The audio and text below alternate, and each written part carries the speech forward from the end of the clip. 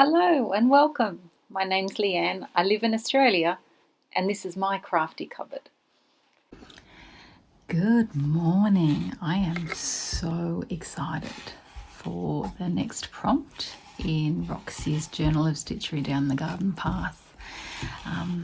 Because you might remember when we got this prompt for the garden seat, I did this one, but at the time I said I had two ideas in mind immediately when that prompt came up. And so this was one idea, but the second idea ties in beautifully with the next prompt. So now we've been given the prompt of a pond or a water feature of some sort. What I do want to do is inspired by three things. Number one being a scene from Mary Poppins. In the film, they're actually by a pond and the willow is weeping over the pond. And I love that concept. I love, beautiful willows. I had a big willow tree in my backyard when I was growing up. And yeah, it was a magical place to go and play. The iconic images of Claude Monet's water lilies, and over the pond, we can see the willow dangling down, and my scarf actually that has that on it is right beside me. And when I went to Red Cow Farm in Sutton Forest, they also had a beautiful pond with a willow hanging beside it. And so that's the scene I'd sort of like to create. I'm going to put a willow tree here. Might need to be the sort of trunk and then just the tops of the willow actually looking at it, because otherwise I'm not going to have room for the chairs and table. And of course in the background you're going to be able to see the sparkly water and the hills in the distance. Now, quite a while back I did this scene, but you can see I did the hills like that, and so that's what I sort of aim to have in the background. Here are the hills and the sparkly water. Just use some organza. I've got this great piece of fabric that would be lovely for the ground, the foreground. I've got a mixture of cottons and wools for making the trunk of the tree. So in this one I've just used the one colour, and so I quite like the texture of it. But yeah, I want to sort of try with this trunk this time around to try a few different threads and see how that works and adds interest to the piece. And I've grabbed together some different greens again in cottons and wools. So I was sort of thinking this wool would work effectively for the leaves that are dangling in the background, because they're sort of quite dark and far away. Also possibly thinking of using a little ribbon embroidery for some leaves towards the front. Was thinking about using tulle, just sort of rough strips of tulle to give that effect of willow. I'm feeling very overwhelmed. I'm feeling this is quite ambitious, but for me this is the point of this project, to try out things that we haven't done before or think that we can't do, and just relax and have fun with it. And of course the more we do the better we get. I love this thing. So I picked this up at the sewing basket in Balmain. I have a smaller one myself that's got Brazilian embroidery threads on it, and in fact inside it's a needle case. I love anything turned wood. My dad learnt to turn wood. Yeah, and I love the pieces that he made for me. But this one I picked up at an embroidery show. But yes, it's got my doll needles in it, because it's quite a long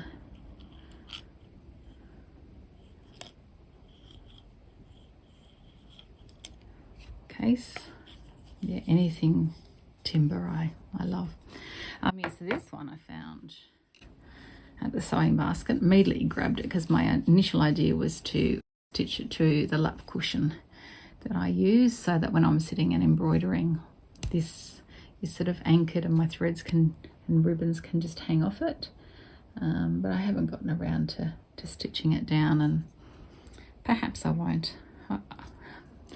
I might go as far as sewing some ribbon loops on the cushion or something to hold it if I feel like it.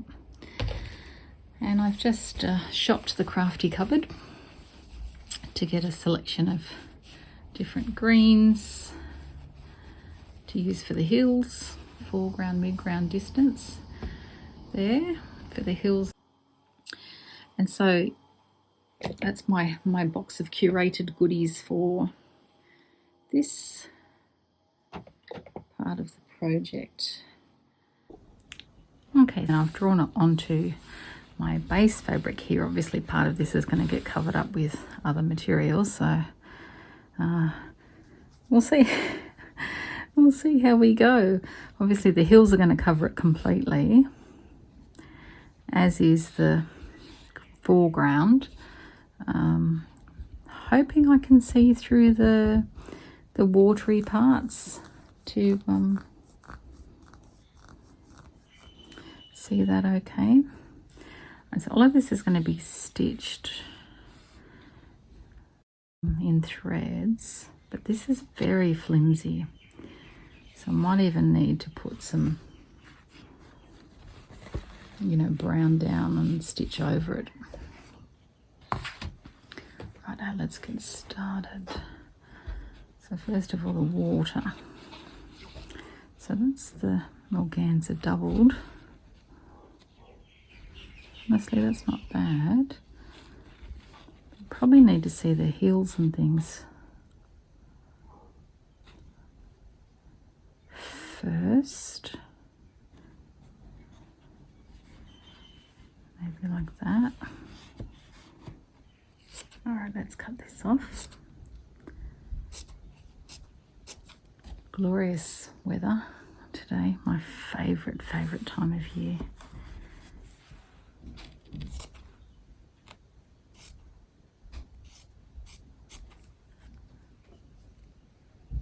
And then we'll talk about here to accommodate a fold over.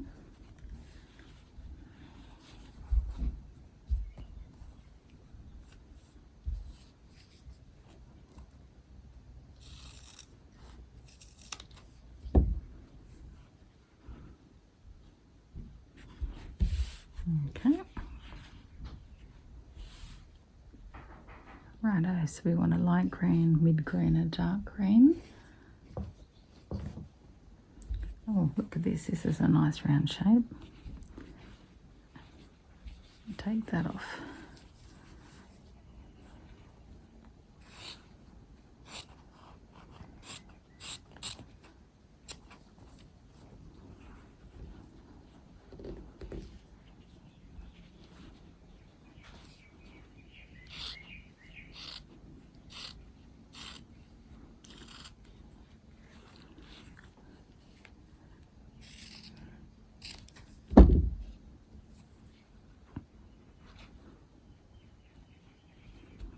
Nice.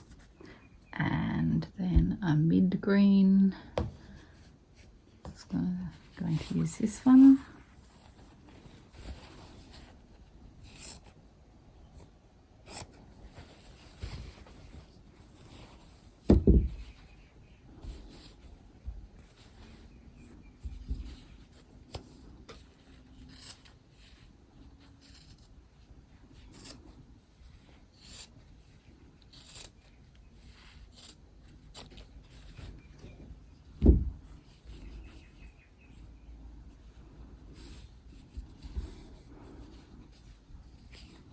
And I'll just make this into a gentle curve.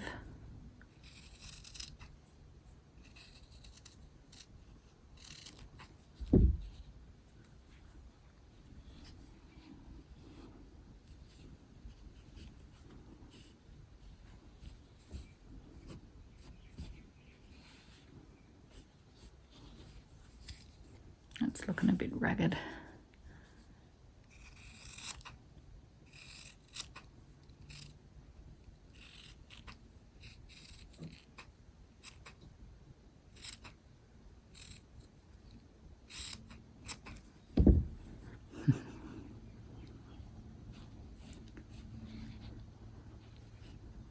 And the background.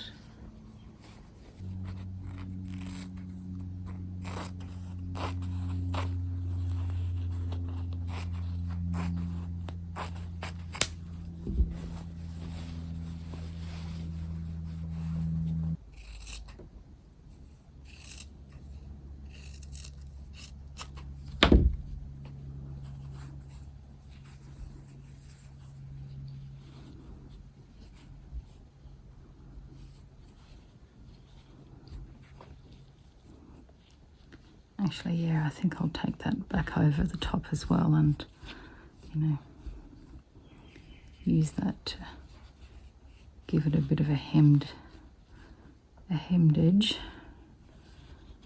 I should have cut it off curved. Okay, so I'm going to invisible stitch all of these elements down. I'll be back.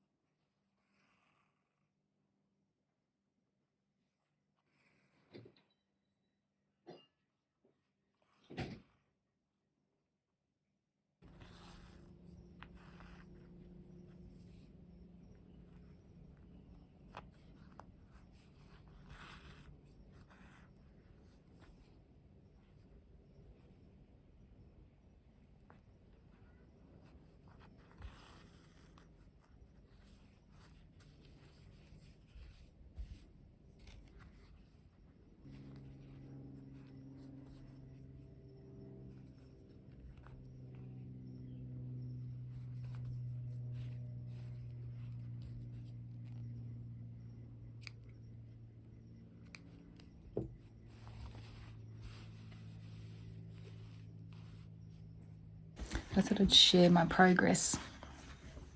So I've done the tree, quite happy with that. Well, the trunk of the tree, I have not done the leaves yet. And I was working on the chair and table, and it's at this point that it became quite challenging. So there's been lots of things that I'm learning with this style of playing.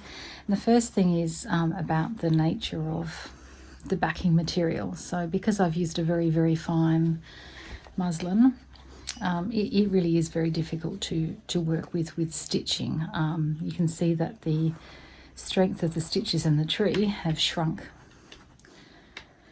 the work up considerably, even though I was trying my very best to be careful and to not pull excessively tight. And then that's then left us with very wrinkled backing. I deliberately had wrinkled water because I wanted that to sort of look ripply, but of course now it's proving a little challenging to stitch. So I'm trying a few different things and just experimenting and seeing what will work. So this was my first attempt, and what I did was I could not see my drawing, obviously, with this brown piece over it. It's actually worked from the back. And I did a running stitch on the back and then turned the piece over and filled the running stitch in with stitches on the front and then whipped it. So that's where you weave the thread again under all the stitches all the way around. It worked okay, but I wasn't happy with the finished effect. So this was a crochet thread. I felt like that was too skinny, and so therefore not as neat as it could appear. So in this example I used the embroidery cotton that I have, and it's all strands of it put together, and did the same thing, and so I liked that better. But at this point I thought, it is causing difficulties where it's so flimsy and not solid. And so I thought what I might do is put backing on it. So I've put backing on the piece and put it in a hoop so that this is now a bit more solid. And this time around, I just simply lay the thread down and couched it. Then I thought, what if I had a piece of organza and drew the design on that, because it's quite see-through, stitched it in a hoop and then just stitched it down. But I could not find for the life of me a pen that would leave a mark on that organza. None of my pens or pencils would work, so I have abandoned that idea. Now what I thought I might try is I've redrawn the chairs, and I thought I might try doing what I did before, working from this side, just doing a running stitch, coming back on the front and filling in those gaps and whipping it. So I thought you might like to join along in this experiment with me and see how this goes. I have noticed as well that some of these little curls are a bit too small with this thread, but what I'm going to do is follow this main backing of the chair and do that fully, and then we'll see what I think from the front. I'm also thinking at this point to not do the extra bits on top and just leave the chairs at this. So we'll see how we go. Now what I had tried to do was line this picture up to the felt seat on the other side. In a perfect world I would have not put the felt down yet. I would have done it after in the right place. How did I go? Not great. So what about if I put the pins where the cushion is?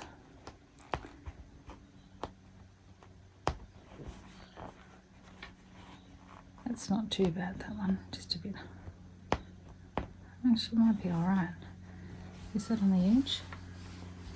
Okay.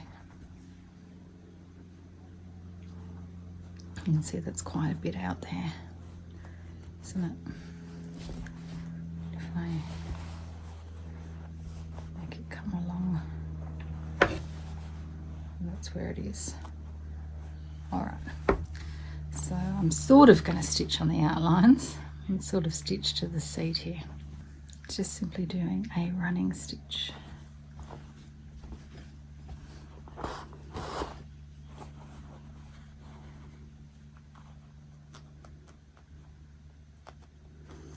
once I'd put this backing on and had drawn the seats again, I thought, wow, life would have been easier if I had have started with this and I had have just stitched these on. I could have done a painted background behind them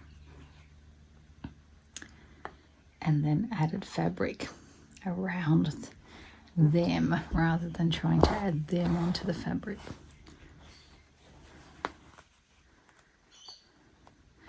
I did find in my project bag this little packet of applique pins that I bought a very long time ago, and I thought maybe I should use those. Maybe they won't get me in as much trouble as the big pins. So they're quite short and tiny head.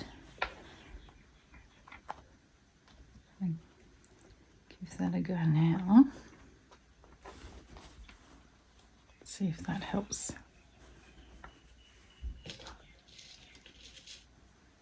Place out this pin.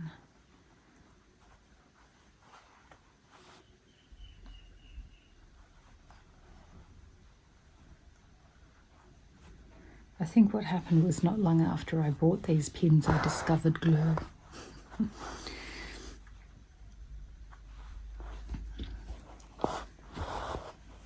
just taking tiny running stitches, being careful to go straight through the fabric, not at an angle or anything, because if you go at an angle that can skew the shape.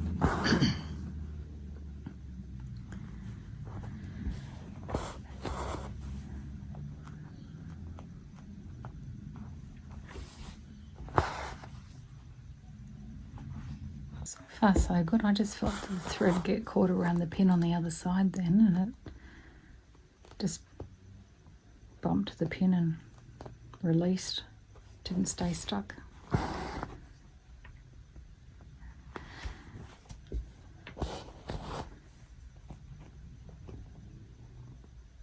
Okay, that's where the chair is from memory, so isn't it? That's where I've put the pin there. So if I now change course and go back up.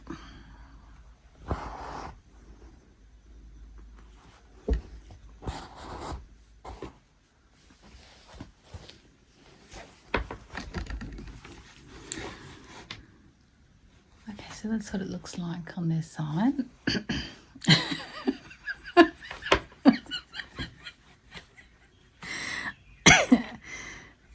Oh dear.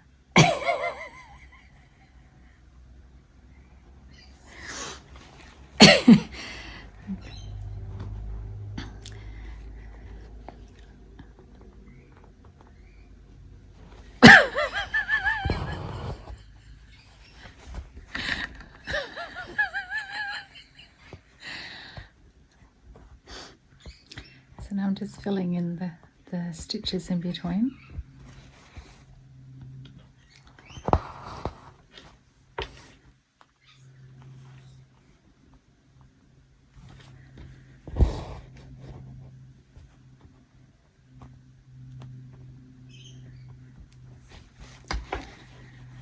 So it'll end up looking like a back stitch. And the advantage of whipping it afterwards is that it can make it look more uniform.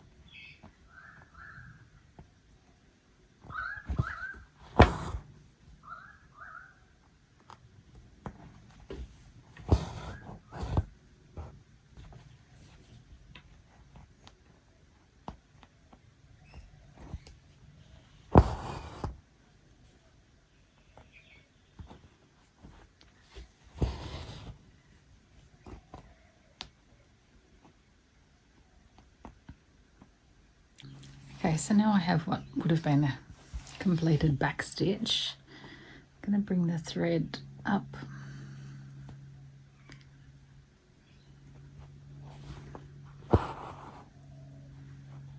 and feed it underneath every stitch.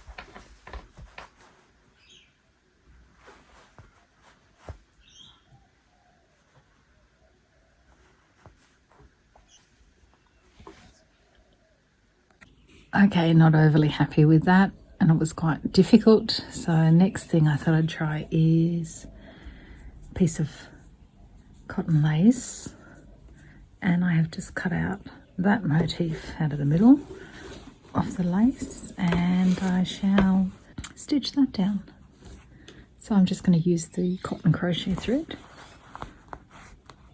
and just whip stitch each piece down. Okay, so that has come untied, but hopefully I can just secure it by stitching it down. Let's see. Might do a couple of stitches to be sure.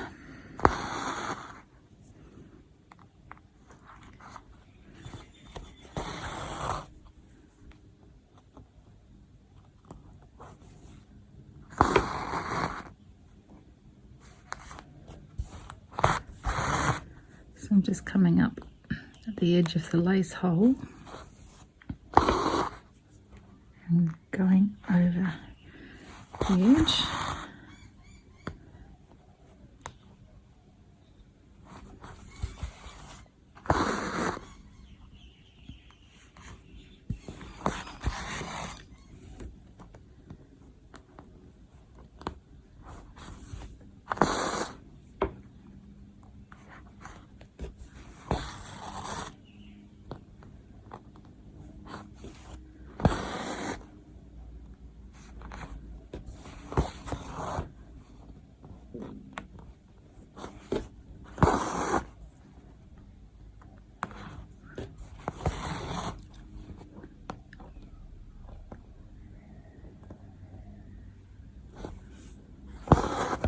And that's coming unstitched as well.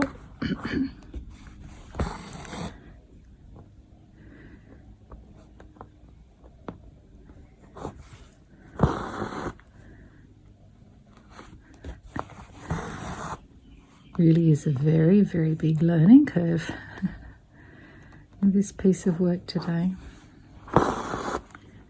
Or this week, I should say.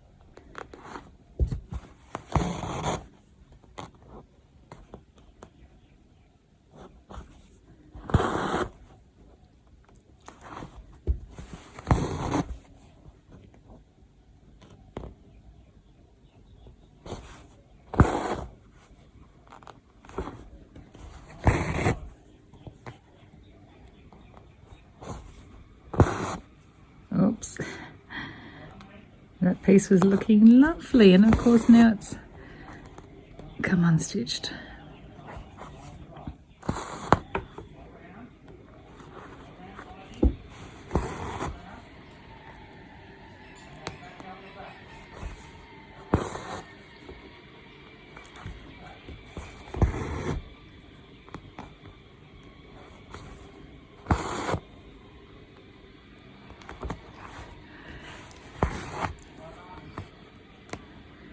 Not sure if you can hear that noise. It's little ones across the road in a little remote control car.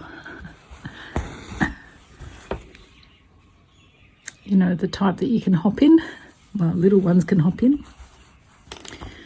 Well, even though that fell apart as I was stitching, I quite like that. Try and secure more of this down. Oops, where's my tail gone? Have I been stitching double for a while and not noticed?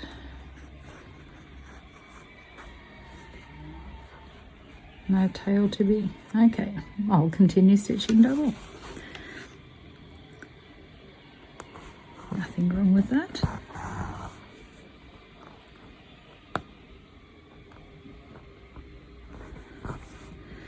Now I wonder if there's a way of stitching down. And yes, these little pins are working a treat. Who'd have thunk that something called an applique pin might be useful for applique?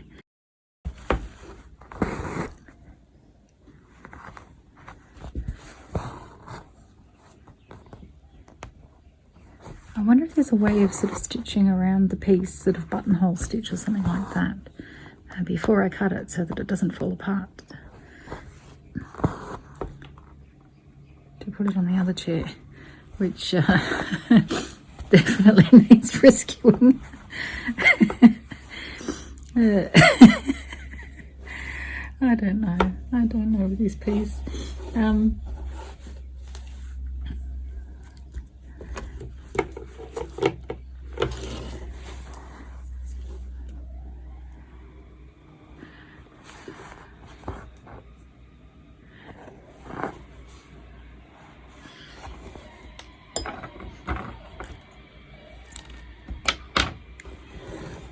So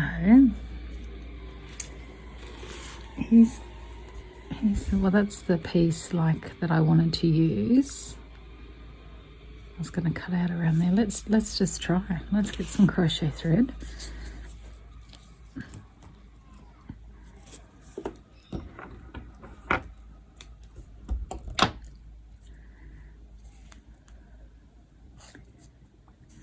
Who knows, soon this might evolve that it just gets completely covered with a new piece of fabric and the whole process starts again.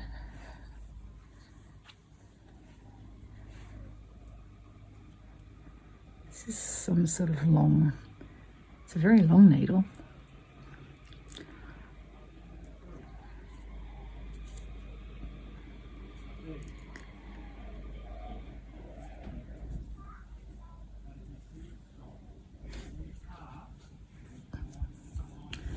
Okay, so let's see.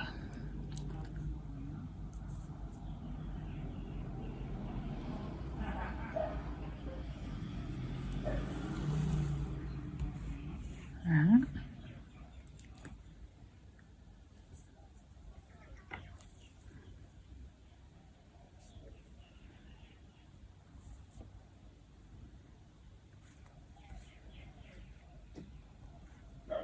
Where do I want to go? I want to preserve this outside here.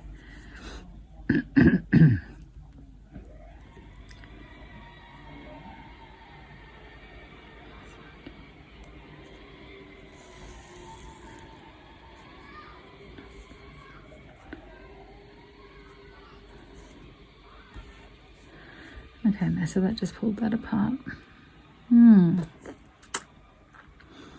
What if I did a running stitch?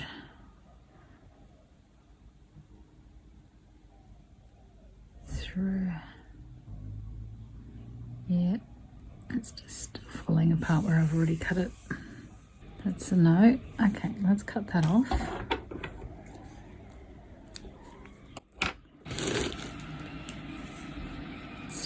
again.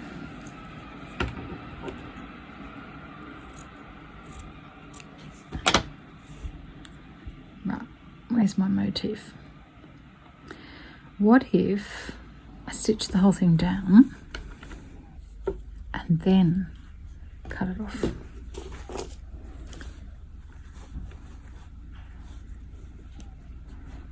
So I'm going to whip stitch.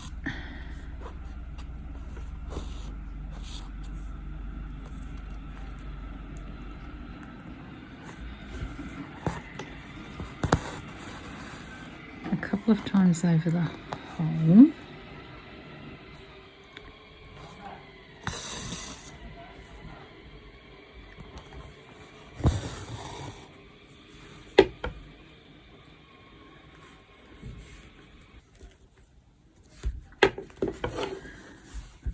Okay, so whip stitch over the holes.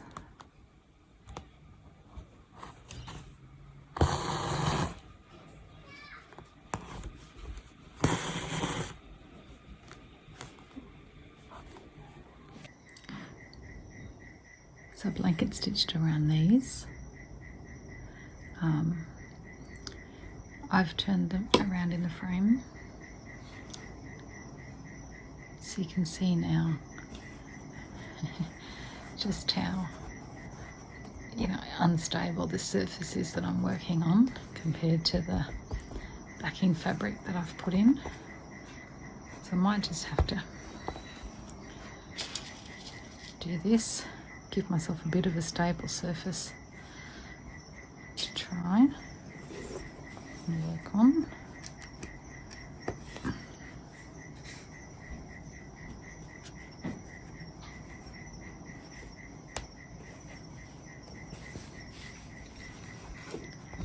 It's a bit better. So I'm going to show how I did those legs.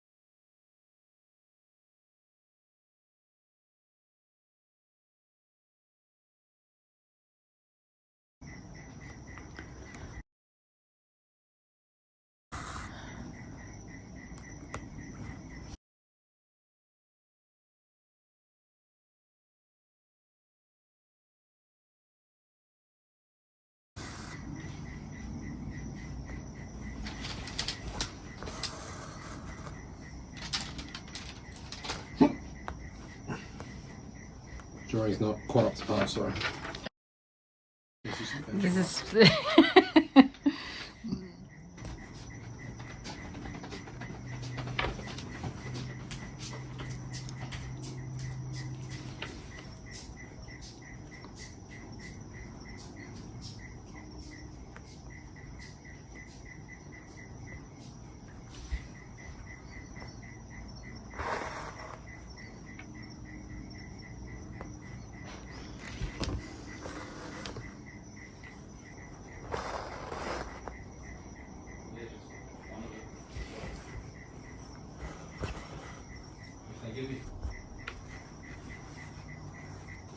and of everything I tried, by far that's my favourite. Is just to lay the thread down and do some stitches over the top to hold it in position. And certainly in terms of the crocheted backing for the chairs, stitch it down first and then cut it off, and then I did a blanket stitch all the way around again just to be sure.